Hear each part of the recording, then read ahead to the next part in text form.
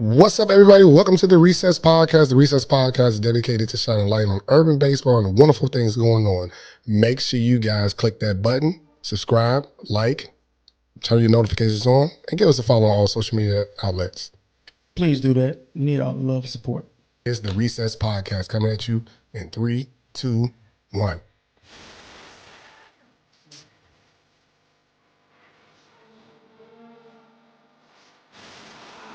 What's up, everybody? Welcome to the Recess Podcast. The Recess Podcast is dedicated to shining light on urban youth baseball and softball around the country. Make sure you guys like, subscribe, and share this video with about 5 million people. No, I'm just joking. Share this video with everyone that you know. Before we get started, we got to give a huge shout out. Shout out to our sponsors. 5 Tour Training out of San Diego. Jared, that's my brother. Those guys are doing wonderful work. You can see the merch. Go and get a close-up of that 5 hat. A wonderful co-host Q Noah has on. They do great work in San Diego and a Black Baseball Media sponsor, so I had to give them mad love today. Also, shout out to Content Maven Media, who's our eyes in the skies, the lens that makes us win, and she's behind the scenes. She does a lot of good things. And we're going to get started. This episode is going to be the state of youth baseball within the urban community. Uh-oh. We about to get a little heavy on this one. So I'm going to kick it off, right? We know within the state of youth baseball, everything is derived around money. Would you say that, Q Noble? Too much money. Too much tournaments, equipment, the whole 9, travel, everything. So I'm going to read a fact, research-based fact of the basic economics. We're just going to start off slow. So right now I'm reading on Forbes.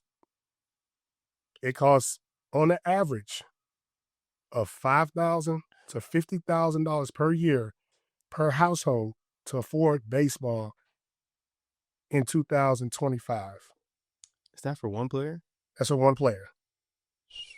And that is for a single year based on talent. It says based on talent level, based on, area, based on opportunities within that area.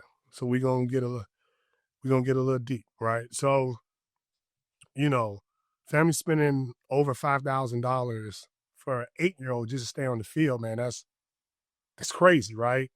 And then you look at another a showcase can cost $600. So we saw the video of A-Rod saying if he was born in today's time, I'm butchering the words, but if he was born in today's time, he would not be able to play baseball because of the price, right? The price barrier. So my question to the audience is, and you guys can jump in the comments and say what you feel, is baseball becoming a privileged sport? What you think about that?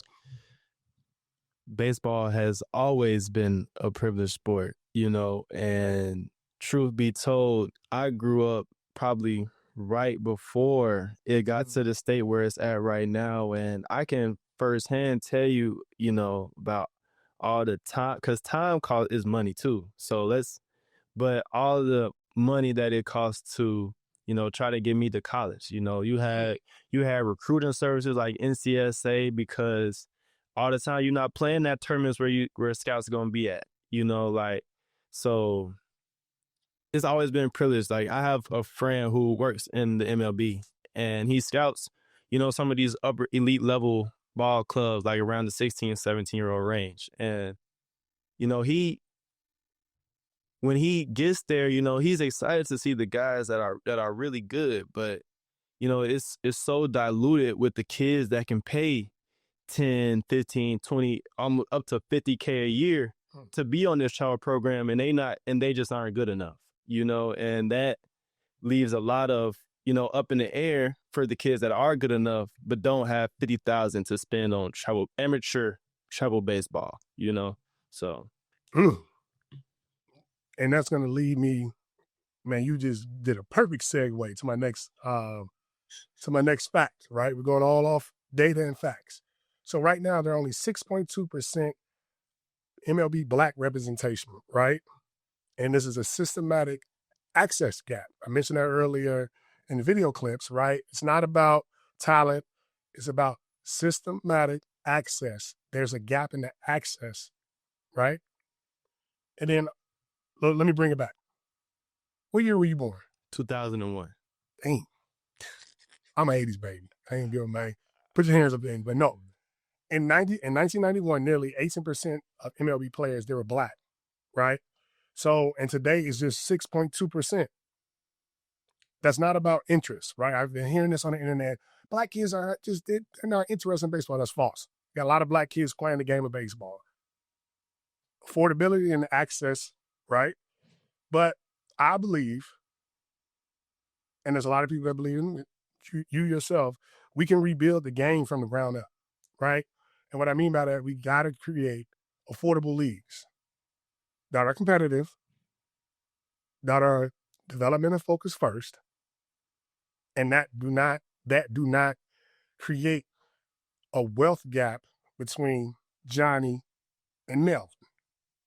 What I mean by that is let's do a little bit deep diving, right? If you look at MLB, I give it a huge shout out to MLB, their urban initiative programs, right? We'll just take yes, Players Alliance, MLB, MVP. You got Florida, my boy Gilbert down in Florida. You got a lot of people doing a lot of great things, and I'm gonna highlight what happens when kids get funded, right? You were part of the Chicago White Sox ACE program, right? Indeed. What years were you there? I want to say 2014 to 2018. I graduated 2019. So 2015 to 2018. Somewhere in there. Participating in that program is free. Got a lot of opportunities, a lot of experience, a lot of exposure, right? You got access to the exposure, and, money was not an issue. So that's one, help me out, Chrissy. That's one case study. There we go. I had to put my educational hat back on. That's one case study right here, right? And there's hundreds and hundreds of case studies to where you would see the black athlete, the black baseball player, have huge success if we have access. So let's look at this. In 2022, right? That was with Tamar, Drew Jones, son, the world, right? 2022. Wasn't Kaya in that class? Cam not in that class? Cam, I thought he was in class under that. Oh, no. He might. I'm sorry. We'll fact check it. Yeah.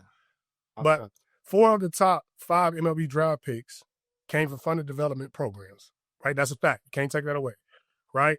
Hundreds of the players have earned college scholarships through community-backed baseball. So now, if you look at it, the proof is already there. We just need to scale it. So we see programs get funded, success happens. And all we got to do is just scale that model. Now, going towards the college baseball scholarship scene. A lot of people don't know. I'm going to reiterate this. You might have saw it on the podcast before, heard somebody saying, right now, baseball has fully funded scholarships for certain universities. So if that university's administration is not saying I'm going to fund the full 35 or 34 scholarships from NCAA, it won't happen. So these baseball coaches at university got to get very creative in how they recruit, how they're able to raise money. NIL has come into play, which is great for the entire game of baseball. But through NIL, we automatically know the HBCUs, it's really not there, right? And this is why local businesses around those HBCUs, local business HBCU graduates, got to start coming up with our collectives and funding the HBCUs to help attract that star African-American baseball players to go to HBCU.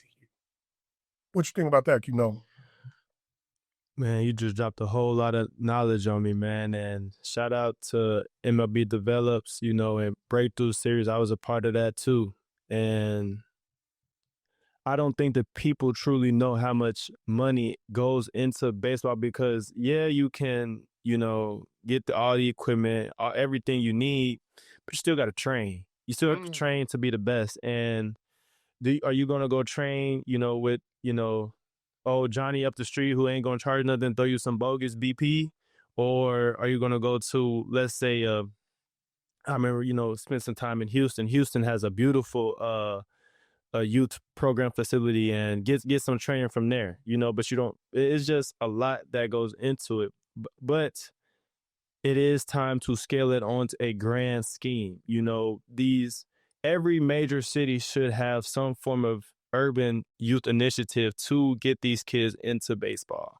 Like we've had Ace, Cincinnati, Houston, but there should be teams for every MLB team just to pay it forward, you know, just to get these athletes a chance, an opportunity to even love baseball, because that's the main thing. You're not going to play baseball if you don't love it, because it's such a game where you fail so much and you got to cultivate it every day, you know. So given the opportunity, you know, to turns into a 50 state motion, you know, would present an opportunity for, you know, endless, you know, bounds and leaps, you know, where who knows where this game could eventually go.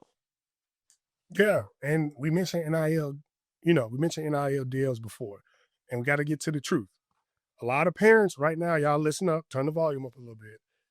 Your baby might not get that $1 million NIL deals, right? There's very few people who are going to actually be eating off NIL deals. Like, don't let nobody fool you. I'm gonna read you a fact, and this is for my baseball parents. NIL deals for baseball athletes make up under 15% of the total NIL economy. I'm gonna read that again. Somebody in the back of the church missed that. NIL deals for baseball athletes make up under 15% of the total NIL economy. Yeah, we got to take a deep breath, because I get, comments all the time, and I hear parents around the country saying, the coach is talking about we got some NIL money. Yeah, you might want to look at that price tag compared to how much it costs that the college costs. Man, you know, and the thing is, maybe you're not getting that $1 million NIL deal right now, but like Coach E was saying, there's so many local businesses and local people that be willing to let you start somewhere, you know, because at the end of the day, an NIL deal is just two people trying to grow together. You know, they're trying to use your name, image, and likeness so they can grow their business, and you're using your name, image, and likeness so you can acquire monetary gain. So at the end of the day, don't look at it like, oh, I need 10,000, 20,000. You need something. You need an opportunity so that you can start having that social media presence so that you can create the ability to get that $1 million NIL deal. And now, we talk about the NIL deal. What's happening now is a lot of kids, and these are the 1%ers, right? These are the dogs, right? Cream of the crop. The cream of the crop, cream de la cream, right? We've all heard the kid, the shortstop from Lincoln Way, who got drafted in the first round, opted not to go to the draft, but enter college because of a crazy, insane NIL deal. That's 1 in a million. It's 1 in a million, right? And that's what's happening in baseball now. And be wary. Be weary. I'm sorry, guys. In the next 10 years, they're going to cut the draft even shorter, right? It's an economics thing. A lot of professional baseball clubs, I heard it from a scout. Every time they draft a player, guess what they have to do? They got to cut somebody in the system. And this past 2025 and in 24, a lot of the people that got drafted, they didn't have spots on the minor league team, so they have to pick up games against other organizations. Oh, wow. Learn something new every day. Yeah, and that's a fact. You can look it up. So what's happening now is economics and dreams, they're getting on both opposite sides of the table.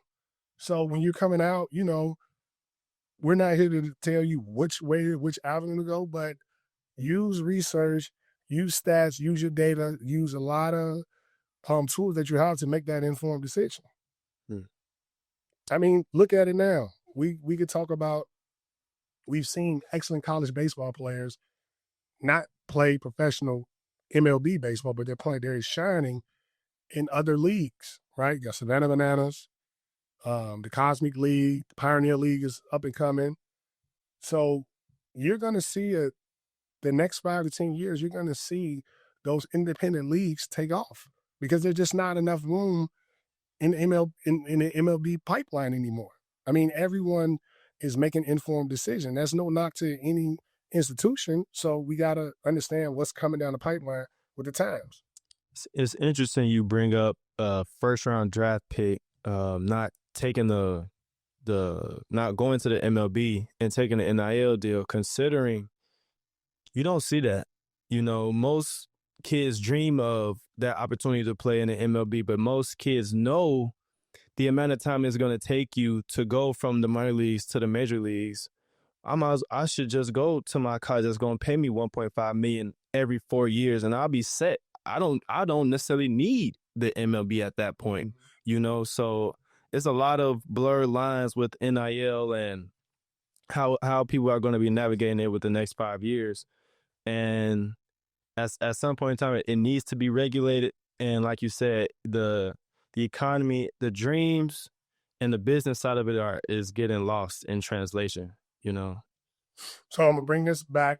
Then we gotta end due to time. But we're gonna touch on this again. This is just part one of this topic. So parents that are baseball parents, NIL deals for baseball athletes only make up 15% of the whole NIL economy. Basketball and football make up 70%. Money generated sport, baseball's a non-money generated sport. So use this as an informed decision. That school that you think that costs $100,000 and you promise me NIL money, let's really see how much NIL money it is. But, you know, that's nor here nor there. Thank you guys so much for watching The Recess. Q Noble, drop us with something. You can take this game as far as you want to take it. You know, at the end, it don't matter where you start. It's about where you finish. Words of a wise man. Thank you guys so much for watching The Recess Podcast. I'm Coach E. This is Q Noble. Tune in next week. We got some hot fire stuff coming in. Thank you, Content Maven Media, again, for always being our eyes in the sky and our lens to the wind.